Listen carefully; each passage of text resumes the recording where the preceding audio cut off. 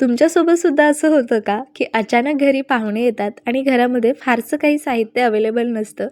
त्यावेळेस तुम्ही अशी ही छानशी रेसिपी तयार करू शकता. बनवायला अतिशय सोपी आहे आणि चवीला खूप जास्त भारी लागते. फारसं साहित्यसुद्धा याला लागत नाही.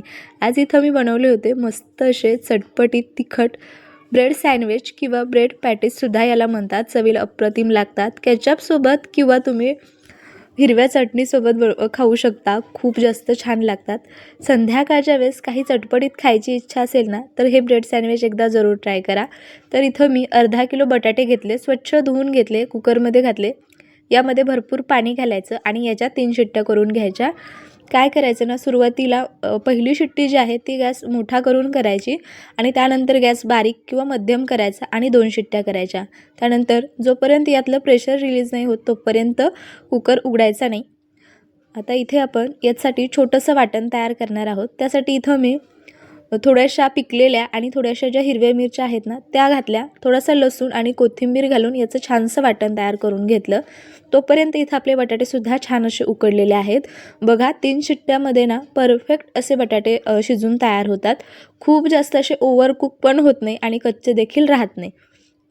तर याच पद्धतीने ना बटाटे उकडून घ्यायचे. बटाटे खूप जास्त बारीकसुद्धा नाही आहेत किंवा खूपच असे मोठे नाहीत, मध्यम आकाराचे बटाटे आहेत. त्यामुळे 3 शिट्ट्यामध्ये अगदी व्यवस्थित असे शिजले जातात. तुम्ही बघू शकता. बटाटे व्यवस्थित शिजले की त्याची साल जी आहे ना ती खूप लवकर निघते आणि बटाटे व्यवस्थित नाही शिजले ना मग त्यांची साल ना निघत नाही आणि खूप जास्त जर शिजले ना तर त्या बटाट्यांची चवसुद्धा थोडीशी बिघडते आणि ते पाण्यामध्येच सगळे फुटतात. त्यामुळे काय करायचं ना, बटाटे शिजवत असताना ना या पद्धतीने शिजवून घ्या. ही सुद्धा खूप महत्त्वाची ट्रिक आहे. आता इथं कढईमध्ये मी अर्धा चमचा तेल घातलेले, त्यामध्ये जिरं, मोहरी, कढीपत्त्याची पानं घातलेली आणि तयार केलेलं वाटण घालायचं. या वाटणामध्ये ना पाणी नाही घालायचं. पाणी न घालता हे वाटण तयार करून घ्यायचं आणि मस्त खमंग वास सुटेपर्यंत परतून घ्यायचं. थोडीशी रंगासाठी हळद घालायची. जर तुमच्याकडे मटार वगैरे असेल तर ते तुम्ही इथं घालू शकता. चवीनुसार मीठ घालायचं. ही फोडणी परतून घेतल्याच्या नंतर यामध्ये उकडलेले बटाटे घालायचे आणि छान असे मॅश करून घ्यायचे. तुम्ही सुरुवातीला जरी मॅश करून यामध्ये घातले ना तरीसुद्धा चालणार आहे. पण मी असेच घातले आणि जे पावभाजी मॅशर असतं ना त्याने छान असं मॅश करून घेतलं आणि याला व्यवस्थित असं मिक्स करून परतून घ्यायचे. खूप मस्त याचा घमघमाट सुटतो. इथे आज मी आहे त्या साहित्यात ही जी बटाट्याची भाजी आहे ना ती बनवून घेतलेली आहे. यामध्ये तुम्ही आणखी गरम मसाला किंवा ताजे मटार वगैरे घालून ही भाजी तयार करू शकता. भरपूर सारी कोथिंबीर घालायची आणि यावरती थोडासा पाण्याचा शिंतोडा द्यायचा. म्हणजे ही जी भाजी आहे ना खूप अशी ड्राय होत नाही, छान अशी रसरशीत तयार होते, ज्यामुळे हे ब्रेड सँडविच खायलासुद्धा खूप चविष्ट लागतात. आता ही आपली भाजी बनवून तयार आहे. तुम्ही बघू शकता. खूप मस्त ही भाजी तयार झाली होती. आता इथं मी 2 वाट्या बेसन पीठ घेतलेलं आहे. त्यामध्ये थोडंसं चवीनुसार मीठ घालायचं, थोडीशी हळद घालायची आणि थोडासा ओवा घालायचा. का तर हे बेसन पीठ आहे त्यामुळे काय करायचं ना, यामध्ये थोडासा ओवा घातला ना तर हे पचायला हलकं होतं आणि लहान मुलांना वगैरे बाधत नाही. थोडंसं पाणी घालून आहे ना हे बॅटर आपल्याला तयार करून घ्यायचं आहे. जसं पाणी लागेल तसं थोडंसं पाणी घालून हे बॅटर तयार करून घ्यायचं. खूप पातळ नाही किंवा खूपच घट्ट नाही, मध्यम हे बॅटर तयार करून घ्यायचं. बरं मंडळी, तुम्ही हेच आपल्या चॅनलवर पहिल्यांदा आला असाल ना तर चॅनलला सबस्क्राईब करा आणि हा व्हिडिओ तुम्हाला आवडला असेल ना तर व्हिडिओला सुद्धा लाईक करा. आता इथं मी ब्रेड घेतलेले आहेत.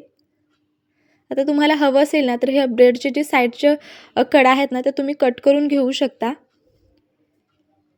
आता मी कट करून नाही घेतल्या, मी अशाच वापरणार आहे. तर यामुळे काय होतं ना, ब्रेड खूप जास्त वाया जातो, त्यामुळे मग मी अशाच पद्धतीने करते. आता इथं तुम्हाला एक खास ट्रिक सांगणार आहे. ज्यावेळेस आपण ब्रेड पकोडा घरी बनवतो ना त्यावेळेस आपण जे ब्रेड पकोडे आहेत ते खूप मोठे मोठे होतात, ज्यामुळे आपल्याला तेलसुद्धा कढईमध्ये जास्त घालावं लागतं. अशी खास ट्रिक सांगते ना, ज्यामुळे तुम्ही कमी तेलातसुद्धा खूप छान ब्रेड पकोडा तयार करू शकता. आता इथं मी 3 ब्रेडचे स्लाइसला छान अशी भाजी लावून घेतलेली आहे. त्यावरती दुसरा ब्रेड ठेवायचा, छान असं कवर करून घ्यायचं आणि इथे बघा अशा पद्धतीने याला चिरून घ्यायचं. म्हणजे या 2 ब्रेडपासून 4 ब्रेड पकोडा तयार होतात. हे बघा. आणि अगदी जसे आपण मार्केटमधले ब्रेड पकोडा खातो ना अगदी त्याच आकाराचे हे तयार होतात, फक्त साईजमध्ये थोडेसे छोटे असतात. जर तुमच्याकडे जर समजा कोणाचा बड्डे वगैरे असेल लहान मुलाचा वगैरे आणि स्नॅकमध्ये जर काही बनवायचं असेल ना, त्यावेळेससुद्धा तुम्ही ही रेसिपी बनवू शकता. बनवायला फारसा वेळ लागत नाही, खूप कमी साहित्यात बनवून तयार होते आणि द्यायलासुद्धा खूप छान वाटतं. असे छोटे छोटे हे ब्रेड सँडविच ना खूप मस्त दिसतात, चवीलासुद्धा अप्रतिम लागतात, त्यामुळे जरूर ट्राय करा. तर अशाच पद्धतीने मी सगळे सँडविच कट करून घेतलेले आहेत. जर तुम्हाला बेसन पीठ लावून नसेल फ्राय करायचे ना, तर तुम्ही तव्यावरती थोडंसं बटर लावून जरी शेकून खाल्ले ना तरीसुद्धा छान लागतात. आता इथं मी सगळे सँडविच कट करून घेतलेले आहेत. आता हे जे आपण बेसन पिठाचं बॅटर तयार केलेलं आहे ना, हे सगळं यामध्ये आपल्याला असं छान डिप करून घ्यायचे आहेत. आता इथंसुद्धा एक महत्त्वाची गोष्ट लक्षात ठेवायची, हे कोट करत असताना ना हे बॅटर आहे ना खूप पातळ किंवा खूप घट्ट नसावं, मध्यम हे असलं पाहिजे आणि हे व्यवस्थित कोट करून घ्यायचं.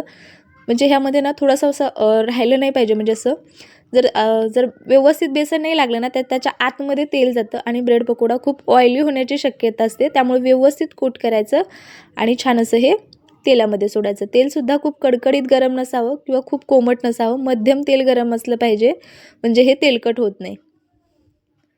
हे बघा, एका साईडने छान शेकलं की दुसऱ्या साईडने पलटी करून घ्यायचं.